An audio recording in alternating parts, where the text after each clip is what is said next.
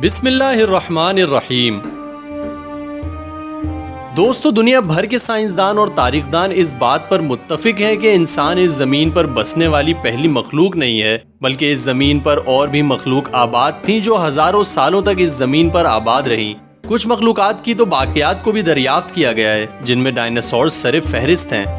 دوستو، جیسا کہ ہم جانتے ہیں کہ حضرت آدم علیہ السلام کی تخلیق سے پہلے اس زمین پر جنات آباد تھے، جنہیں اللہ نے آگ سے پیدا کیا تھا، اور یہ مخلوق پورے زمین پر پھیلی ہوئی تھی۔ مگر جب جن اللہ تعالیٰ کی نافرمانی اور سرکشی میں مبتلا ہوئے تو اللہ نے فرشتوں کی فوج بھیجی، جنہوں نے جنات سے جنگ لڑی اور انہیں شکست دے کر زمین سے دور سمندری جزیروں پر منتشر کر دیا۔ مگر دوستو، انسانوں سے پہلے جنات ہی ایسی مخلوق نہیں تھی جو اس زمین پر آباد تھی، بلکہ جنات سے پہلے دو مخلوقیں ہن اور بن بھی اس زمین پر رہا کرتی تھیں، جنہیں جنات نے اللہ کے حکم سے جنگ کر کے ختم کر دیا تھا۔ آج کی ویڈیو میں ہم جانیں گے ہن اور بن کون تھے۔ دوستو، اسلام کے مطابق جنوں کی 10 اقسام موجود ہیں، جن کا ذکر قرآن کریم میں تفصیل کے ساتھ موجود ہے اور جن کا لفظ قرآن کریم میں 29 مقامات پر آیا ہے۔ دوستو، پہلے نمبر پر ہے غول۔ غول کے بارے میں کہا جاتا ہے کہ یہ ایسی قسم کے جن ہیں جو اپنا روپ بدل سکتے ہیں۔ غول ایک عربی زبان کا لفظ ہے جس کا مطلب ہے خون خوار۔ یہ ایسے جن ہیں جو آدم خور ہوتے ہیں اور یہ عورتوں اور بچوں کا خون پیتے ہیں۔ غول کے بارے میں مشہور ہے کہ اس کے پاؤں گدھے کے جیسے ہوتے ہیں اور سر پہ سینگ ہوتے ہیں۔ دوستو، دوسرے نمبر پر ہے مارد۔ مارد ایک عربی زبان کا لفظ ہے جس کا مطلب ہے بہت بڑا۔ یہ جن بہت بڑے اور طاقتور ہوتے ہیں۔ ان جنوں کو قابو میں کر کے کالے جادو کے لیے استعمال کیا جاتا ہے۔ دوستو، تیسرے نمبر پر ہے ہن اور بن۔ یہ ایک ایسی قسم کے جن تھے جو کتے کی شکل کے دکھائی دیتے تھے۔ امام ابن کثیر نے ہن اور بن کے بارے میں اپنی کتاب البدایہ والنہایہ میں لکھا ہے کہ حضرت آدم سے پہلے اس دنیا میں جنات آباد تھے، مگر جنات سے پہلے اس دنیا میں ہن اور بن رہا کرتے تھے۔ یہ بہت ہی شرپسند اور سرکش قوم تھی۔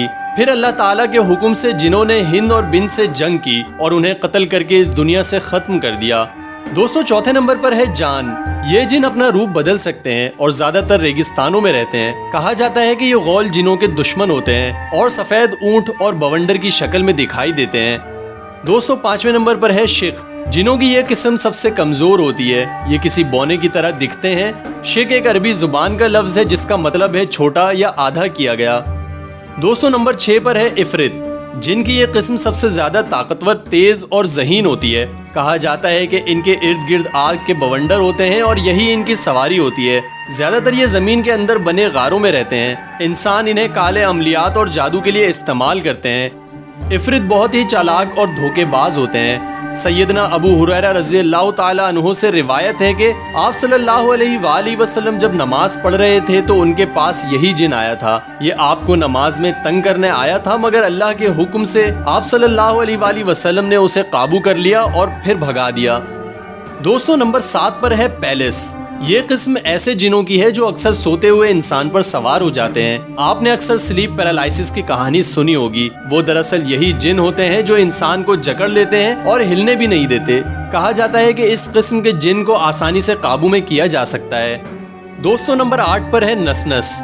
جنوں کی یہ قسم بھی نہایت کمزور ہوتی ہے۔ یہ شکل سے آدھے انسان اور آدھے جن دکھائی دیتے ہیں۔ کہا جاتا ہے کہ جنوں کی یہ قسم انسان اور جن کے ملاپ سے وجود میں آئی ہے۔ دوستو، 9ویں نمبر پر ہے صلات۔ یہ قسم بھی روپ بدل سکتی ہے اور انسانوں کے روپ میں آ کر بھی لوگوں کو تنگ کرتی ہے، لیکن یہ کسی کو نقصان نہیں پہنچا سکتی۔ دوستو، نمبر 10 پر ہے شیطان۔ جنوں کی اس قسم کا ذکر قرآن کریم میں بھی موجود ہے اور بلا شبہ یہ سب سے خطرناک قسم ہے جو انسانوں کا کھلا دشمن ہے۔ یہ تمام انسانوں کے دلوں میں پہنچ کر ان کو برے کاموں کے لیے اکساتا ہے۔ انہیں یہ طاقت اس کے سردار ابلیس کی وجہ سے ملی ہے، جس نے حضرت آدم علیہ السلام کو سجدہ کرنے سے انکار کر دیا تھا اور اللہ سے وعدہ کیا تھا کہ میں تیری مخلوق کو گمراہ کرتا رہوں گا۔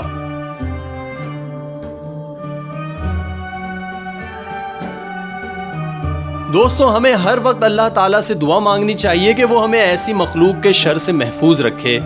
آمین۔ دوستو، آج کی یہ ویڈیو آپ کو کیسی لگی؟ اپنی رائے کا اظہار کمنٹ سیکشن میں ضرور کیجیے گا۔ ویڈیو کو لائک اور چینل کو سبسکرائب ضرور کریں۔ نیکسٹ ویڈیو تک کے لیے آپ سے اجازت چاہتا ہوں۔ اللہ حافظ۔